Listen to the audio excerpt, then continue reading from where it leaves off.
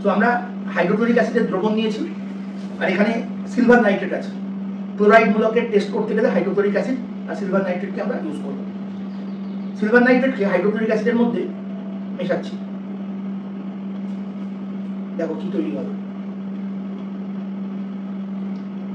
Silver nitrate hydrochloric অ্যাসিডের সঙ্গে react করলে সিলভার ক্লোরাইডের সাদা দইয়ের ন্যায় থকথকে অধক্ষেপ করে, Cardi precipitation, white Cardi precipitation, যেটা অতিরিক্ত অ্যামোনিয়াম হাইড্রোক্সাইডে দ্রাব্য, যেটা অতিরিক্ত অ্যামোনিয়াম হাইড্রোক্সাইডে দ্রাব্য। আমি একটু অ্যামোনিয়াম হাইড্রোক্সাইডের মধ্যে দিতে থাকি।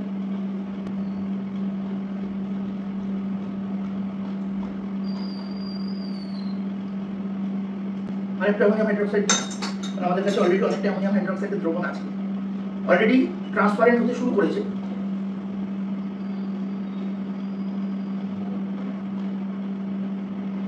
ট্রান্সপারেন্ট, তাহলে ঘটনাটা কি দাঁড়ালো?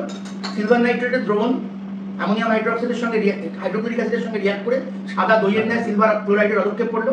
অতিরিক্ত অ্যামোনিয়াম হাইড্রোক্সাইডে আর্জেন্টামিন ক্লোরাইড বলে একটা জটিল লবণ তৈরি হয়, ওই জন্য এটা সম্পূর্ণভাবে আবার ট্রান্সপারেন্ট।